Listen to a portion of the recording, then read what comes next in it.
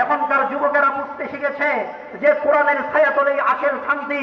এখনের যুবকেরা বুঝতে শিখেছে, এখনের বাবারা বুঝতে শিখেছে যে কোরআন শাসন যদি এই বাংলাদেশে কায়েম হয় তাহলে বন্ধুরা আমার ইনসাফ কায়েম হবে, সুশাসন দূর হবে, মানুষের ইজ্জত এবং মানুষের সম্পদ, মানুষের ইজ্জত এবং নিরাপত্তা তৈরি হবে, এতে ইনসাফের রাষ্ট্র কায়েম হবে।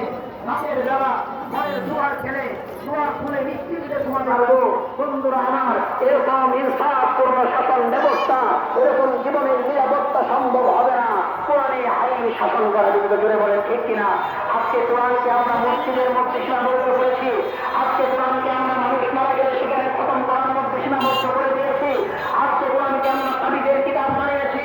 বন্ধুরা আমার, কোরআন তাবিজের কিতাব বানানোর জন্য আমরা প্রদান করে নাই, কোরআনকে সমাজ করার জন্য, কোরআন দিয়ে জীবন করার জন্য। এটা হলো ইসলামিক মাহফিল, মনে হয় এটা মেলা বইছে, মেলা।